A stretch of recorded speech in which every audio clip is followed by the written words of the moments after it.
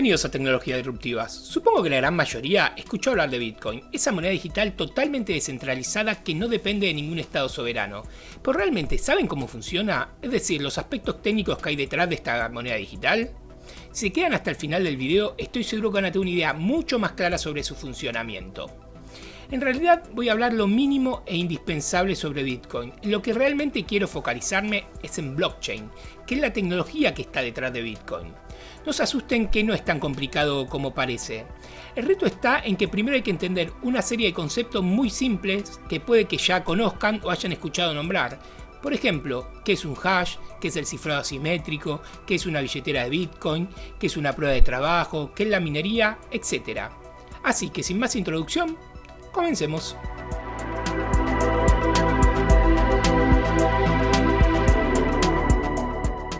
Si estás viendo este video y no tenés la menor idea sobre Bitcoin, no te preocupes, que lo voy a intentar explicar lo más rápido posible.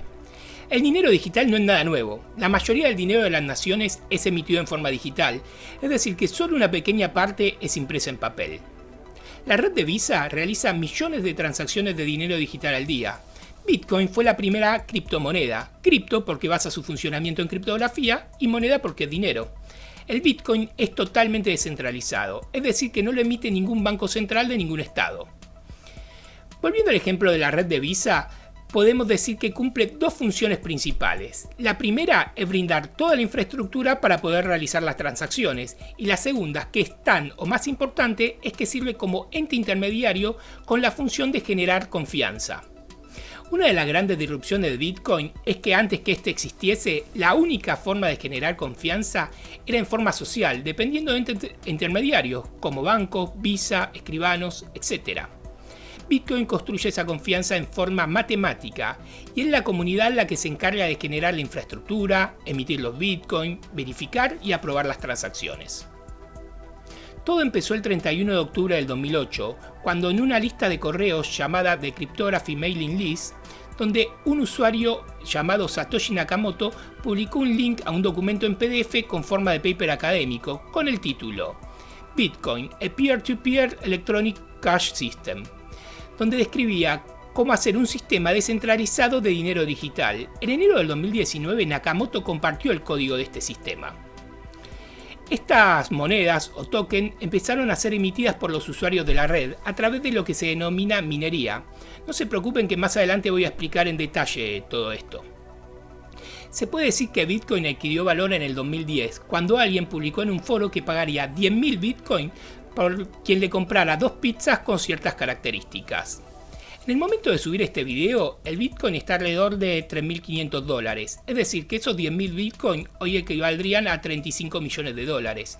Y en diciembre del 2017 el Bitcoin llegó a $20.000, es decir que estamos hablando de 200 millones de dólares por el valor de esas 2 pizzas. Luego el Bitcoin siguió adquiriendo valor. El precio empezó a aumentar en el 2011, cuando empezó a ser utilizado en un mercado negro de la Deep Web llamado Silk Road, donde se comercializaban drogas, armas, números de tarjeta de crédito y todo tipo de cosas ilegales. Satoshi Nakamoto desapareció en el 2010. Ahora se sabe que en realidad es un seudónimo. Hay varias teorías sobre quién era Nakamoto. La mayoría piensan que en realidad se trataba de un grupo de personas. Dicho esto, ahora sí podemos pasar al tema que realmente nos ocupa en este video: cómo funciona el Bitcoin y la blockchain.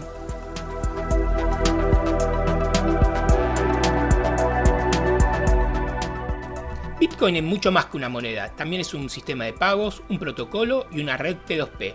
P2P significa peer-to-peer, es decir, entre pares, son redes descentralizadas.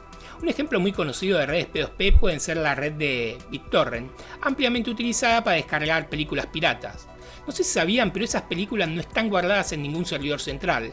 Lo que hay son copias de esas películas en las computadoras de los usuarios, y la red se encarga de gestionar la descarga de partes de esas películas directamente entre los usuarios, es decir, entre pares.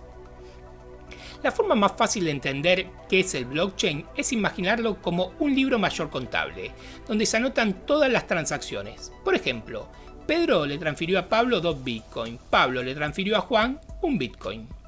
Existen copias de la totalidad o partes de este libro mayor en computadoras distribuidas por todo el mundo llamadas nodos. Es más, si ustedes quieren pueden bajar la blockchain. Al día de hoy debe estar pesando alrededor de 150 gigas. Y mientras exista la blockchain, Bitcoin va a seguir existiendo. Cuando uno escucha esto por primera vez, surgen un montón de preguntas. Por ejemplo, ¿quién me asegura que alguien no realice cambios en esa base de datos? O por ejemplo, ¿por qué alguien querría poner su computadora a participar de esa red? No se preocupen que Satoshi pensó en todo, y en un rato va a quedar mucho más claro. Los medios de comunicación muchas veces describen al Bitcoin como una moneda digital completamente anónima, utilizada por terroristas y narcotraficantes. Lamentablemente la parte de los terroristas y los narcotraficantes es verdad, pero lo de completamente anónima vamos a ver que no lo es tanto. Esto que están viendo ahora es parte de la blockchain. Cuando dije que Pedro le transfirió 2 Bitcoin a Pablo, no era del todo correcto. En realidad las transacciones se realizan de una billetera de Bitcoin que le pertenece a Pedro a una billetera de Bitcoin que le pertenece a Pablo, pero nadie tiene por qué saber a quién le pertenecen esas billeteras. En ese sentido, Bitcoin es anónimo. Pero en otro sentido es completamente transparente. Uno puede ver todas las transacciones entre billeteras desde que se creó la red. Por ejemplo, ahora están viendo la famosa transacción de 10.000 Bitcoin por 2 pizzas.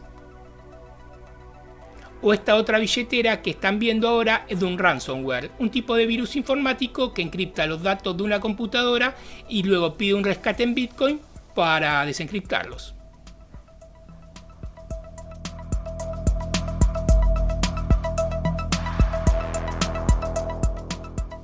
Vamos a ver qué es eso de las billeteras de Bitcoin o Bitcoin Wallet. Es una analogía, ya que en estas billeteras es donde se guardan los Bitcoins. Muchas personas se imaginan que se guardan los Bitcoins en computadoras, en smartphone o en alguna especie de pendrive. Todo esto es verdad, pero la manera más fácil de guardar los Bitcoins es en un simple pedazo de papel. Para entender esto, primero voy a tener que explicarles lo que es el cifrado asimétrico, o más conocido como cifrado de clave pública. La criptografía de clave pública es una tecnología que usamos todos los días aunque no nos demos cuenta. Por ejemplo, si están viendo este video desde el navegador, van a ver que al lado de la URL hay un candadito. Eso significa que es una conexión segura, y para asegurar esa conexión, el protocolo utiliza un algoritmo de cifrado de clave pública. Hay muchos algoritmos de cifrado de clave pública. RSA es uno de los más conocidos. El que utiliza Bitcoin se llama cifrado de curva elíptica.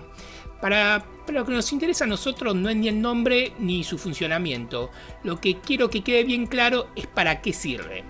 Funciona de la siguiente manera. Digamos que tengo un mensaje que quiero compartir cifrado con algunos amigos. Primero, yo cifro este mensaje utilizando mi clave privada, que yo solamente sé, y comparto con mis amigos la clave pública, con la que ellos pueden descifrar el mensaje, y de esta manera se aseguran que fui yo el que les mandó el mensaje. Es importantísimo que nadie sepa mi clave privada, ya que podría hacerse pasar por mí. En la página bitcoinaddress.org podemos hacer nuestra propia billetera de Bitcoin. Acá tengo que tipear letras al azar o mover el mouse para generar entropía. Una vez hecho esto, lo que están viendo es más ni menos que una billetera de Bitcoin. Eso lo podemos imprimir y ahí guardar nuestros Bitcoin, en lo que se denomina billetera de papel. Se usa de la siguiente manera. Por ejemplo, si yo quisiera que ustedes me hagan donaciones para el canal, compartiría con todos el código que dice Share en verde. Esto es lo que se conoce como una dirección de Bitcoin, es decir, lo que queda reflejado en la blockchain, y ahí es donde se acreditarían los tokens de Bitcoin. Pero para gastar estos Bitcoin hace falta conocer la clave privada, es decir, la que dice Secret, por eso no hay que compartirla con nadie. Para ser un poco más exacto, Bitcoin genera un par de clave pública y clave privada utilizando el algoritmo de curva elíptica. Pues después hay 9 pasos más para llegar desde ese par de claves hasta lo que es la dirección de Bitcoin. Un dato de color sobre todo esto fue una vez que un tipo estaba explicando qué era un Bitcoin en la cadena de noticias Bloomberg y tenía en la mano una billetera de papel como las que le mostré hace un rato, diciendo esto es un Bitcoin, bla bla bla. Aparentemente alguien estaba grabando el video, lo pausó, escaneó el código QR de la clave privada y le robó los Bitcoin que había en esa billetera.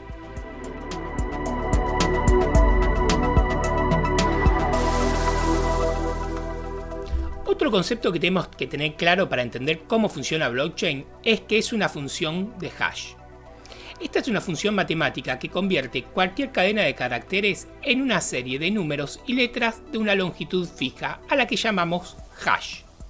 Si se cambia el más mínimo dato de la cadena, el hash cambia por completo. Me parece mucho mejor explicar esto con un ejemplo. Bitcoin utiliza un algoritmo para generar hashes llamado SHA-256. En la página vemos que escriba lo que escriba, el hash generado siempre tiene una longitud de 64 caracteres, y por más mínimo que sea el cambio, el hash cambia por completo. Los hashes son los que se denomina one-way function, es decir, funciones de un solo sentido, algo de los que le hablé en la segunda parte de la serie de videos sobre informática cuántica. Son funciones que en un sentido es muy fácil resolverla, es decir, generar el hash, y en el sentido contrario es muy difícil, es decir, a partir del hash saber cuál fue el texto original.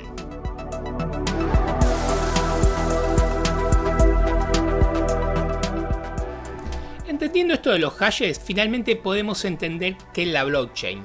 Blockchain significa cadena de bloques. Los bloques de la blockchain de Bitcoin son archivos de texto plano, como los que se generan con el bloc de notas de Windows. Cada bloque pesa aproximadamente 1 megabyte y se genera un bloque nuevo cada aproximadamente unos 10 minutos. Los bloques están formados por los siguientes datos. Primero, el hash del bloque anterior. Segundo, fecha y hora de la creación del bloque. Tercero, la recompensa para el minero. Tengan un poco de paciencia que dentro de un rato voy a explicar de qué se trata esto. Cuarto, todas las transacciones que pueden entrar en ese megabyte. Suelen ser alrededor de 2200 transacciones por bloque. Quinto y último, se agregan algunos datos al final del bloque. Dentro de un rato vamos a ver para qué sirven esos datos misteriosos.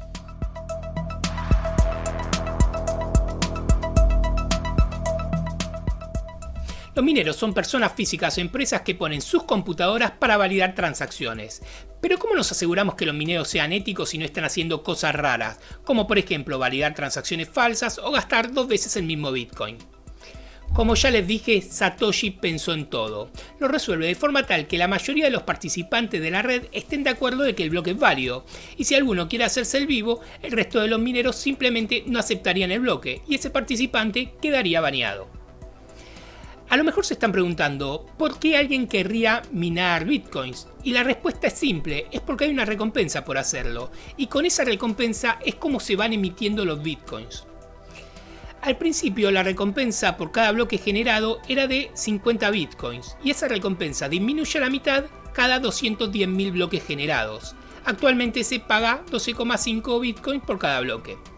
Esto significa que al ir pasando el tiempo va a ser cada vez más difícil emitir bitcoins, y el máximo está definido en 21 millones de bitcoins, a lo que llegaríamos aproximadamente en el año 2140. El primer bloque, conocido como bloque Génesis, se hizo a partir de un texto sacado del New York Times, y el resto de los bitcoins fueron creados al ir minando. Hasta ahora suena muy bien todo lo que les vengo explicando, pero hay un gran problema con lo que les acabo de decir. Como les dije, para que un bloque sea agregado a la blockchain, tiene que ser aprobado por la mayoría. Y crear un bloque tal cual como les expliqué es relativamente sencillo, por lo que un ciberdelincuente podría, por ejemplo, utilizar una red zombie, que es algo así como un montón de computadoras infectadas con un virus, para validar bloques falsos, y de esa forma lograr el consenso de la mayoría. Nuevamente, Satoshi vino al rescate con otra solución.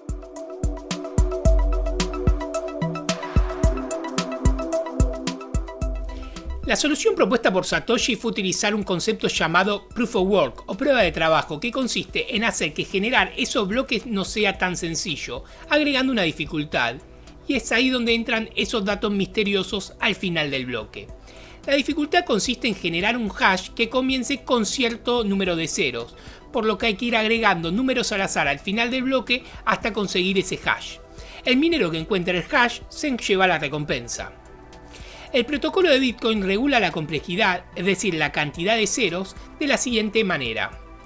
Como les dije, cada bloque se genera cada aproximadamente 10 minutos. Si hay mucho poder de cómputo en la red y los bloques se generan demasiado rápido, se aumenta la dificultad, es decir, agregando ceros. Y si se está tardando mucho, se quitan ceros, es decir, se disminuye la complejidad. Esto se comprueba cada 216 transacciones. El proceso de validar las transacciones y conseguir un hash válido es lo que se conoce como minar.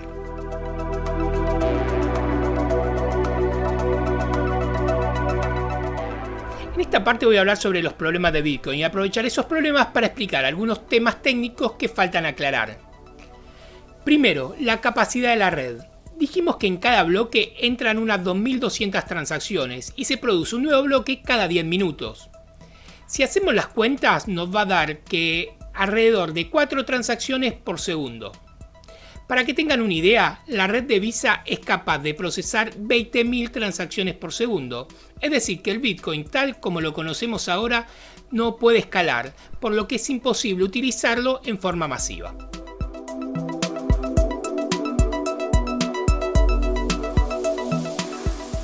Segundo, las comisiones. Se suele decir que un gran atractivo de Bitcoin es que prácticamente no tiene comisiones. Y esto es mentira. Las comisiones son cada vez más altas. Es muy atractivo para realizar grandes transacciones o medianamente importantes, como las que puede hacer un trabajador que está trabajando en el extranjero y quiere enviarle dinero a su familia. Pero si uno quiere utilizar Bitcoin para pagar el café, puede que las comisiones sean tan altas como el mismo café. Esto me da pie para explicar cómo se hacen las transacciones. Básicamente, si quiero transferir mi Bitcoin o parte de estos a otra billetera, o bien tengo que conectarme a la red de Bitcoin, lo que es muy complicado, o decirle a una empresa que lo haga por mí. A la cantidad de Bitcoin que quiero transferir se le agrega un fee o comisión. Esas transacciones entran en lo que se denomina pool de transacciones y los mineros toman esas transacciones con mayores comisiones hasta llegar a 1 megabyte e intentan encontrar el hash con el número de ceros definido según la complejidad. El primer minero que encuentra ese hash tiene derecho a agregar el bloque a la blockchain y cobrar la recompensa. El resto de los bloques se descartan y se empieza desde cero. Todo esto puede parecer poder de cómputo desperdiciado, pero en realidad es importantísimo, ya que es la forma que tiene blockchain para generar confianza, ya que a nadie se le ocurriría minar bloques falsos. El gran poder de cómputo y por ende el consumo eléctrico que tiene la red de blockchain da lugar a los problemas tercero, cuartos y quinto.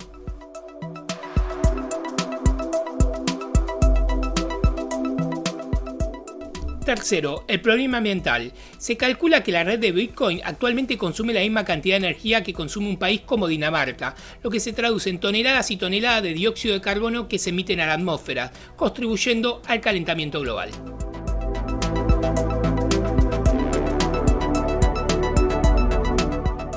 Al cuarto problema yo lo llamo problema social. Por ejemplo, los mineros de Estados Unidos buscan el lugar donde la energía eléctrica sea más económica. Se instalan en ese lugar y provocan un aumento desmedido de la demanda, por lo que el precio de la energía aumenta para el resto de los ciudadanos.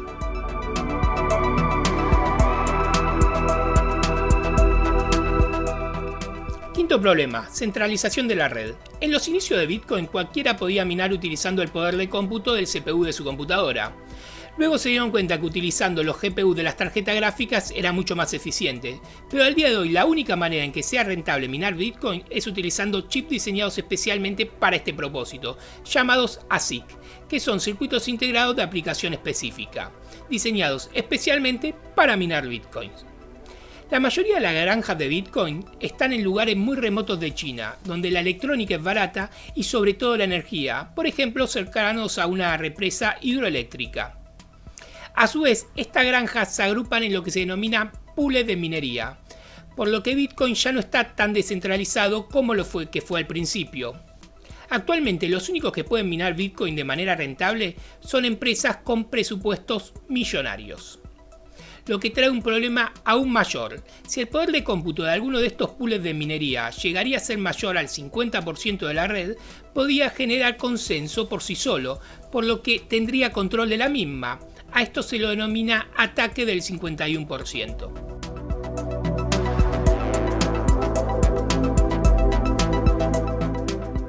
Sexto, problema de la volatilidad. Este problema no es técnico. Por un tema de tiempo no expliqué lo que es el dinero y qué características tiene que tener algo para ser utilizado como tal. Para que algo sea buen dinero, debe mantener su valor a lo largo del tiempo. El Bitcoin es muy volátil. Como les dije, hoy está alrededor de $3.500 y hace un año estaba cerca de $20.000. Para que una moneda pueda ser utilizada en forma global, debe mantener su precio a lo largo del tiempo. Por eso utilizamos dólares y euros en el comercio internacional en vez de utilizar bolívares o pesos argentinos.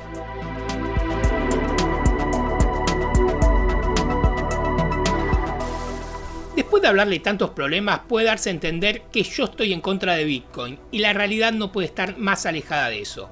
Intenté ser lo más objetivo posible y explicar sobre todos los aspectos técnicos en este video. Antes de despedirme, quiero darles mi opinión. Es decir, algo totalmente subjetivo, con lo que pueden estar de acuerdo o no. Los invito a dejar en los comentarios a decirme qué opinan ustedes. También les agradecería muchísimo que me comenten diciéndome si se entendió la explicación. No sé si blockchain va a producir más cambios que Internet, como muchos tecnólogos predicen. Lo que sí creo es que las tecnologías descentralizadas podrían producir más cambios que Internet. No sé si como blockchain u otras tecnologías descentralizadas que existen hoy en día o nuevas tecnologías que surjan. Yo no le veo tanta aplicación a la red de Bitcoin tal y como existe ahora. Es imposible que sea utilizada en forma masiva con un máximo de 7 transacciones por segundo. El valor de mercado de Bitcoin hoy en día es de aproximadamente 65 mil millones de dólares. Es un número enorme, pero no representa tanto en la economía global. Por no hacer tan largo el video, dejé afuera un montón de temas y me focalicé en los aspectos técnicos. Dejen en los comentarios si les interesa que haga más videos sobre blockchain, criptomonedas, contratos inteligentes y otras tecnologías descentralizadas. Los dejo reflexionar al respecto de todo lo hablado y ahora sí me despido. Si les gustó el video denle like, no olviden suscribirse al canal y hacer clic en la campanita para que YouTube les notifique cada vez que subo un nuevo video. Muchas gracias por su atención, nos vemos en el próximo video.